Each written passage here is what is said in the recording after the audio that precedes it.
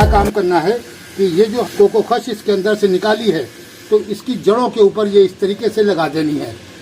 इसके रूट ज़्यादा खुलने नहीं चाहिए, ये सॉइल के ऊपर रहेंगे और जो धूप का जो प्रेशर है वो ये कोकोखस जो है वो रोक लेगी और वो इसको ख़राब नहीं होने देगी।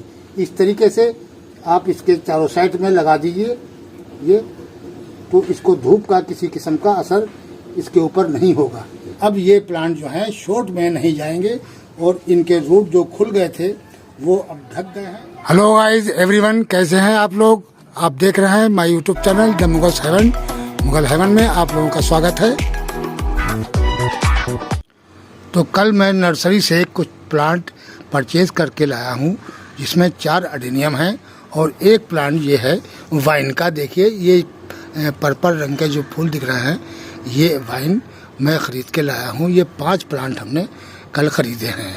तो ये 4 तो अडेनियम बहुत अच्छे मुझे मिल गए हैं, अलग अलग वैरायटी के हैं और अलग अलग इनके अंदर फूल हैं। ये पूना की वैरायटी है, ये हमारी बराबर में ही एक नर्सरी वाले इसको लाए थे लगभग 1 महीना पहले। तो कल हम उस नर्सरी में गए और तो ये मुझे प्लांट काफ़ी ढेर से रखे हुए थे और सभी प्लांट बेहतर थे लगभग, लेकिन किसी के कोडेस काफ़ी मोटे थे और किसी के थोड़े पतले थे। जिनमें ये फूल आ रहे थे तो ये प्लांट दोनों बहुत हल्के थे, इनके कोडेस काफ़ी देखिए आप हल्के दिख रहे हैं और इनके अंदर फूल नहीं आ रहे हैं, लेकिन ये इनके कोडेस थोड़े हैवी हैं। ये देखिए, और एक ये प्लांट है इसका भी कोडेस काफ़ी हैवी है और इनके दोनों के इनके सबके लीफ जो है वो अलग अलग हैं। इस बेस पे मैं ले आया इनको कि ये अलग अलग किस्म के फूल ही देंगे। इनके अंदर दोनों के अंदर अलग अलग कलर आ रहे हैं तो इनके भी पत्ते सबके अलग अलग हैं। तो इसी बेस पे देखिए इसके छोटे छोटे गोल गोल पत्ते हैं इस प्लांट के अंदर, बड्स इसके अंदर आ रहे हैं। और इसमें सबसे बड़ी बात होती है कि पूना की जो वैरायटी होती है बहुत अच्छी होती है, इनकी ब्रांचें लेगी नहीं होती हैं। ये देखिए आप इसको आप अच्छी तरीके से समझें कि ये यहाँ से इसको ग्राफ्ट करी हुई है और इसकी जो ब्रांचें हैं वो काफ़ी मोटी मोटी होती हैं, यानी ढेर सी कलियाँ निकलती हैं और उसका लोड काफ़ी ज़्यादा होता है। तो ये पूना के जितने भी प्लांट होंगे आपको ये मोटी मोटी उनकी ब्रांचें मिलेंगी। और अगर हम कलकत्ते के आपको दिखाते हैं, अब ये प्लांट कलकत्ते का है, इसकी ब्रांच देखिए आप कितनी पतली पतली इनकी सारी ब्रांचें आपको इस तरीके की मिलेंगी। इनकी ब्रांचें पतली होती हैं।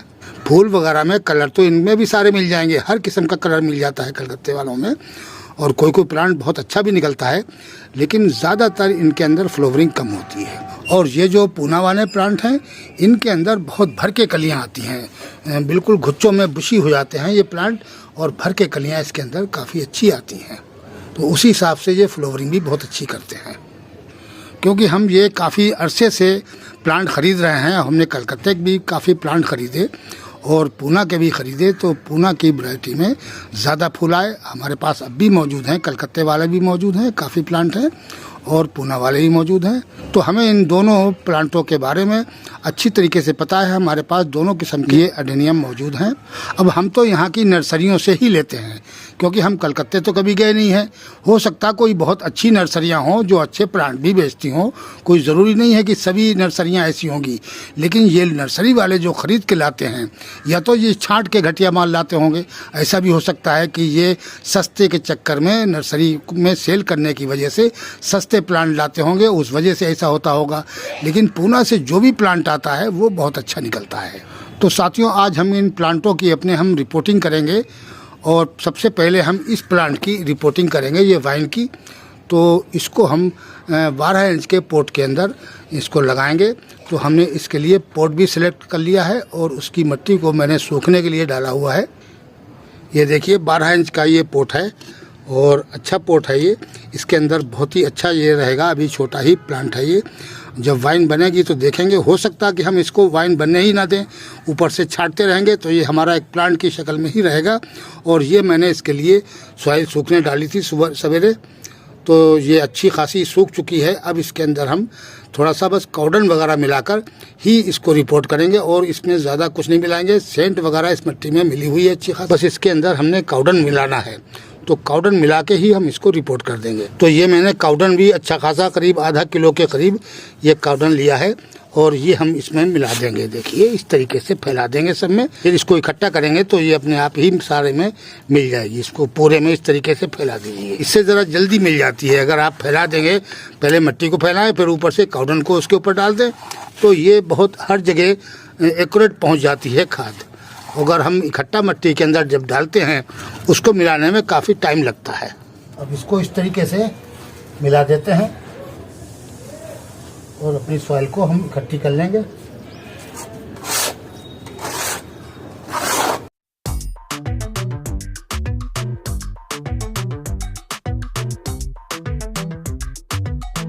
ये पहले हमने इसको ये ड्रेनेज होल को बंद कर दिया है इससे।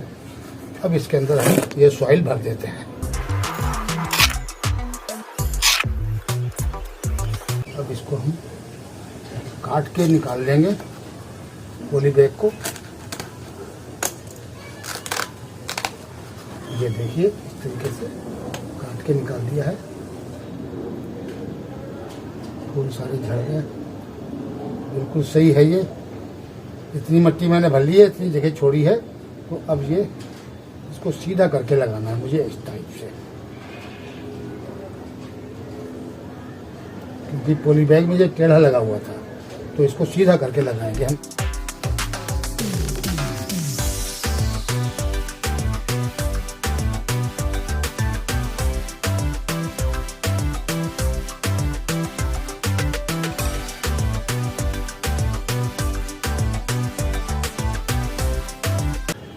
अब इसके अंदर पानी डाल देंगे।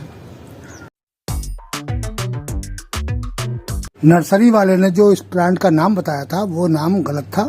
अब हमारे पास 2-3 लोगों ने इसके नाम बताए हैं, तो उसमें एक नाम है सैंड पेपर वाइन और दूसरा नाम है पेट्रिया वोलुबिलिस। ये 2 नाम इसके हैं और ये भारत के अंदर नीलमणि लता के नाम से पहचाना जाता है और ये मास्को ब्राज़ील का मूल पौधा है। तो साथियों, ये वाइन तो हमारी रिपोर्ट हो गई है। अब हम अडेनियम को रिपोर्ट करेंगे और अडेनियम की सॉइल बनाने में थोड़ा टाइम लगेगा और अडेनियम के लिए हमने जो पॉट सेलेक्ट करे हैं वो भी हम आपको दिखाएंगे और मीडिया में क्या क्या चीज़ मिलाएंगे वो सब आपके साथ शेयर करेंगे। तो ये अडेनियम की सॉइल सूख रही है और ये सूख चुकी है, लगभग बहुत बेहतरीन हो चुकी है। अब इसके हमने लिए ये पोट सेलेक्ट करे हैं। तो ये साथियों छोटे पोट हमें बस 3 ही मिले हैं, तो मजबूरी में इस बड़े पोट के अंदर हम अभी फ़िलहाल रिपोर्ट कर देंगे और इसको उस तरीके से नहीं करेंगे जैसे पहले हमने किया था। तो पहले तो हमने बहुत कम इसके अंदर ये पत्ते वगैरह डाले थे नीचे, और जो नीचे होल में जो पत्थर डाले थे वो भी काफ़ी कम थे, तो सॉइल बहुत ज़्यादा आ गई थी। तो इस वजह से हमारे उस अडेनियम के अंदर रूट हो गया था। तो अब के हम क्या करेंगे, बहुत ज़्यादा इसको भर देंगे, बस ऊपर से खाली 3 इंच के करीब छोड़ेंगे, बाकी सब नीचे भर देंगे कंकड़ से। ये हमने थर्माकोल लिया है और ये ईंट के टुकड़े लिए हैं। तो हम इसके अंदर पहले ये थर्माकोल डालेंगे थोड़ा सा, ये देखिए ये थोड़ा सा थर्माकोल डाल देंगे और इसके ऊपर से हम डाल देंगे ये ईंट के टुकड़े। अब ये बेस हमारी बनके तैयार हो गई है। अब इसके अंदर मिट्टी कम आएगी और रूट जो रहेंगे वो कम मिट्टी के अंदर रहेंगे। ये देखिए इस तरीके से ये तरीका है कि अगर हमारा पोट प्लांट से बड़ा हो तो आप इस तरीके से लगा सकते हैं। तो अब हम इसकी पहले मीडिया तैयार कर लें, फिर इन प्लांटों को हम इन पोटों के अंदर रिपोर्ट कर देंगे।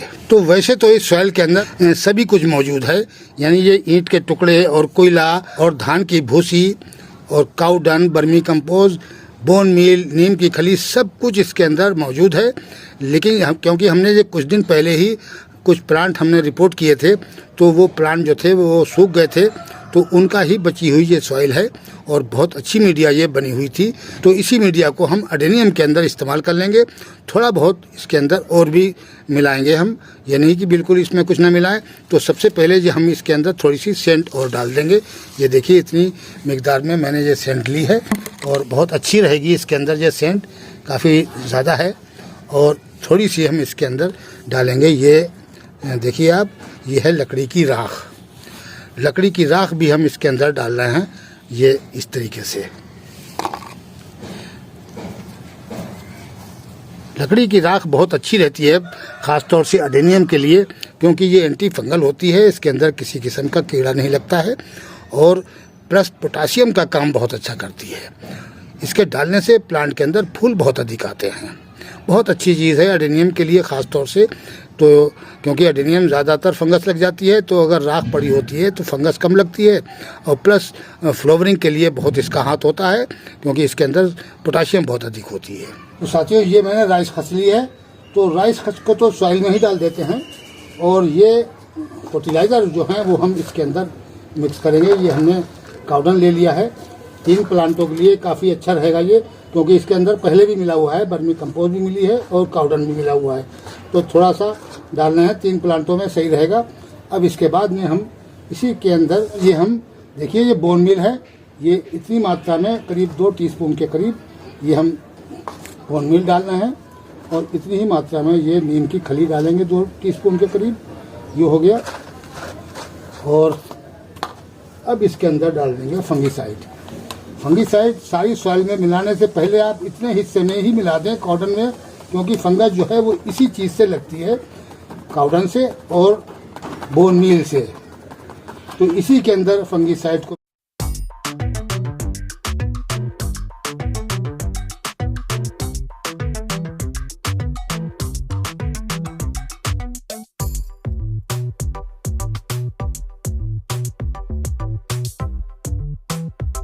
तो साथियों, मीडिया तो हमारी तैयार हो गई है और बेहतरीन किस्म का मिक्सचर ये बनके तैयार हुआ है। वेल्ड्रेन बिल्कुल एकदम से अडेनियम के लिए बहुत ही सूटेबल ये मीडिया बनी है। ऐसी मीडिया के अंदर ये बहुत अच्छा ग्रो करेगा और जब इसको हम रिपोर्ट कर देंगे, जब इसके अंदर ये ग्रोथ अच्छी लेने लगेगा, फिर इसके ऊपर हम ऊपर से फर्टिलाइज़र वगैरह अच्छी तरीके से देंगे। रिपोर्ट से हम अडेनियम को निकाल के और फिर इसको कुछ देर के लिए फंगीसाइड में डालेंगे और फिर अपने प्लांटों के अंदर हम रिपोर्ट करेंगे। तो साथियों, मिट्टी हमारी तैयार हो चुकी है। अब हम इन प्लांटों को पोर्ट से बाहर निकाल लेते हैं। तो एक एक करके हम सारे प्लांट बाहर निकाल के और फिर फंगीसाइड के पानी में इनको डिप करेंगे थोड़ी देर के लिए। तो पहले इसको हम ढीला कर लें। ये भी रूट बॉन्ड है अडेनियम, ये फूल गया है यहाँ से और ये कुछ दिन और लगा रहता तो ये पोर्ट को तोड़ देता।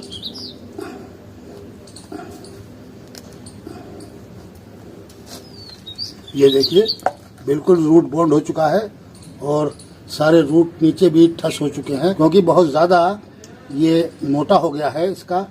अब इसको निकालना मुश्किल है। इसके ये जो आपको दिख रहा है, ये इसका निकालना काफ़ी मुश्किल से निकलेंगे। ये बारीक रूट टूट जाएंगे सारे। अब इसका निकालना तो बहुत ज़रूरी है, क्योंकि सॉइल के अंदर तो ये बहुत ही नुकसान करेगा इसको। काफ़ी मोटे रूट निकले हैं इसके नीचे से। भाई, ये गमला तोड़ने ही वाला था कुछ दिन में। ये लोग देखिए, ये थर्माकोल की बॉल भी डालते हैं इसके अंदर और ये बहुत फ़ायदा भी करती है। ये रूट को ऑक्सीजन पहुंचाती है। इस तरीके से हम तीनों को साफ करके फिर फंगीसाइड में इनको डिप करेंगे। अच्छे रूट निकले हैं, काफ़ी मोटे मोटे रूट निकले हैं और बहुत अच्छा अडेनियम ये निकला है। ये इस तरीके से टुकड़े में लगाते हैं, थोड़ा बहुत कोकोपीट भी डाल देते हैं। तीनों प्लांटों को हम इस तरीके से बाहर निकाल के और फिर फंगीसाइड में थोड़ी देर के लिए इनको डिप करेंगे। अब इन चारों अडेनियम की मैंने ये रूट अच्छी तरीके से साफ कर लिए हैं और जहाँ तक मुझे इसके चिप्स दिखाई दिए वो सब निकाल दिए लगभग। अब हम इनको फंगीसाइड के पानी में डिप करेंगे और इनकी रूट को अच्छी तरीके से धो देंगे और उसमें कुछ देर पड़े रहेंगे, ताकि फंगीसाइड का जो एक परत, एक ले इसके ऊपर चढ़ जाए, इसके रूट के ऊपर, और फिर हम इसको अपने पोर्ट के अंदर रिपोर्ट कर देंगे। बहुत अच्छे रूट निकले हैं और सब बहुत बेहतरीन किस्म के अडेनियम ग्रो कर रहे थे, लेकिन ये लोग इसमें कोको खश में लगाते हैं, उसमें फर्टिलाइज़र डालते हैं, तो इस बेस पे ये बहुत जल्दी ग्रो करते हैं और पॉली हाउस में ये रखे हुए होते हैं, तो वहाँ का टेम्परेचर इनके लिए बहुत सूटेबल होता है, इसलिए बहुत अच्छी ग्रोथ करते हैं और फ्लावरिंग भी पूरी साल ये वहाँ करते रहते हैं। तो लेकिन हमारे यहाँ के वातावरण में, खुले इलाके में, खुली धूप में ये जो है, अगर आप कोको चिप्स के अंदर लगाएंगे तो ये 100% यहाँ मर जाएंगे। बरसातों में तो इसके अंदर पानी अगर गया तो फिर ये बिल्कुल नहीं बचते हैं। तो साथियों, अब हम इनको फंगिसाइड के पानी में किस तरीके से डिबो के और कितनी देर रखेंगे, तो चलिए देखते हैं। ये मैंने इस टब के अंदर पानी ले लिया है और इसमें हम डाल देंगे 1 टीस्पून के करीब ये फंगिसाइड और इसको अच्छी तरीके से घोल देंगे।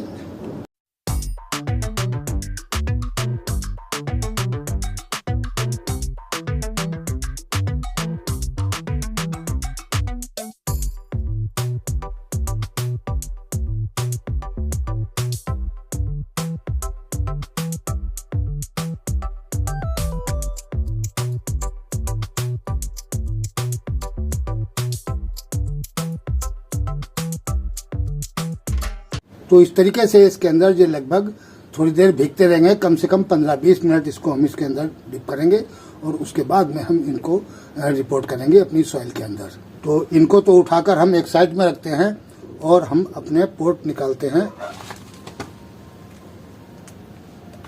अब हमने इस पोट को नीचे से काफ़ी भर दिया है, इसके अंदर ईंट के टुकड़े और प्लस ये थर्माकोल, ये सब इसके अंदर भर के, और सिर्फ 3 इंच जगह छोड़ी है।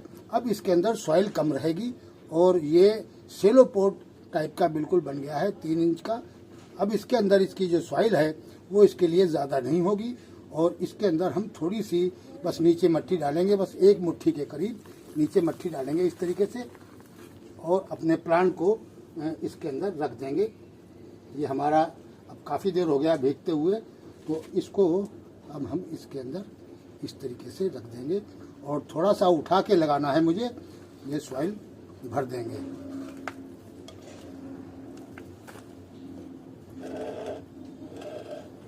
इस तरीके से डालिए कि इसके जो नीचे के रूट हैं उनके अंदर भी सारी पहुंच जाए और उंगली वगैरह से नीचे करते रहें आप घुमा घुमा के। ये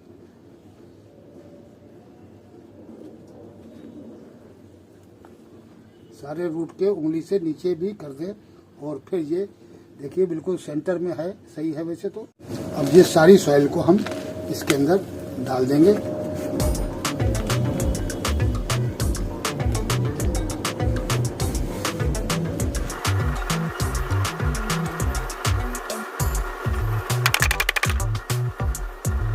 इसको हमने थोड़ा सा ऊपर को उठा के लगाया है और जितनी मीडिया इसको चाहिए थी उतनी मीडिया डालिए। मैंने आधा इंच के करीब देखिए इसको गैप भी छोड़ा है ताकि पानी वानी गर्मियों में अच्छा पड़ जाए इसके अंदर। तो इसी तरीके से हम चारों प्लांटों को अभी हम रिपोर्ट कर लेंगे। अब ये चारों अडेनियम हमारे रिपोर्ट हो गए हैं। अब इसके अंदर हम इसी फंगिसाइड का जो हमने घोल बनाया था, इसके अंदर इसको डिप किया था, वही फंगिसाइड का पानी हम इसके अंदर डाल देंगे। इस टाइम पर पानी हाथ के हाथ डाल सकते हैं क्योंकि गर्मी पड़ने लगी है और इसकी मिट्टी हाथ के हाथ दब जाएगी। और पानी डालने के बाद में एक काम और करना है, वो बहुत ज़रूरी है इसके लिए इस टाइम पर, क्योंकि मैंने काफ़ी इसको ऊपर उठा दिया है। पोट जो हैं वो थोड़े छोटे हैं तो इनको ऊपर उठाना पड़ गया। पोट की गहराई बहुत कम है और इनके रूट काफ़ी लंबाई में चले गए हैं, तो इस वजह से थोड़ा उठा दिया है। तो उसका इंतज़ाम करना है क्योंकि रूट एकदम से नहीं खुलने चाहिए सारे। ये डाल दिया है। अब क्या काम करना है कि ये जो हमने कोकोखस इसके अंदर से निकाली है तो इसकी जड़ों के ऊपर ये इस तरीके से लगा देनी है। इसके रूट ज़्यादा खुलने नहीं चाहिए, ये सॉइल के ऊपर रहेंगे और जो धूप का जो प्रेशर है वो ये कोकोखस जो है वो रोक लेगी और वो इसको ख़राब नहीं होने देगी। इस तरीके से आप इसके चारों साइड में लगा दीजिए ये, तो इसको धूप का किसी किस्म का असर इसके ऊपर नहीं होगा। इसी तरीके से हम चारों अडेनियम के अंदर ये लगा देंगे इस तरीके से। अब जो इसके रूट खुल गए थे वो हमने कोकोखस से ढक दिए हैं, क्योंकि जो रूट खुले रहते तो ये प्लांट शॉर्ट में चला जाता। और वैसे हमने इस तरीके से इसको रिपोर्ट किया है कि ये हमारा प्लांट शॉर्ट में ना जाए। इसके जो वर्ड्स हैं इसके अंदर सब में वर्ड्स आ रहे हैं, वो वर्ड्स गिरने नहीं चाहिए। तो अगर इस तरीके से हम करेंगे, कोकोखस को हमने दोबारा से सारे रूटों पर लगा दिया है और ये इसको ठंडा रखेगा इन रूटों को। और जब ये प्लांट की सॉइल के अंदर इसके रूट चल पड़ेंगे तो कुछ दिन के बाद हम इसको कोकोहश को हटा देंगे और फिर प्लांट हमारा सही सर्वाइव करेगा। और जो ऊपर रूट निकल रहे हैं उनको हम निकाल देंगे, यानी काट देंगे और उसमें फंगीसाइड वगैरह लगा के कर देंगे। अगर हम इसको इस तरीके से ही छोड़ते तो इनके सारे वर्ड्स गिर जाते, एक भी वर्ड्स इसमें नहीं बचता और ये प्लांट शॉर्ट में चला जाता। अब इसको हम धूप में भी नहीं रखेंगे, अगर धूप में रख देंगे तब भी ये प्लांट शॉर्ट में चला जाएगा। इसको एक दिन के लिए हम शेड के अंदर ही रखेंगे, कल इनको निकालकर धूप के अंदर हम रख। तो साथियों, आज के वीडियो में इतना ही। मिलते हैं अगले वीडियो में नए टॉपिक और नए कंटेंट के साथ। अगर हमारा वीडियो अच्छा लगे तो प्लीज़ लाइक कीजिए, शेयर कीजिए और सब्सक्राइब कीजिए। शुक्रिया, धन्यवाद।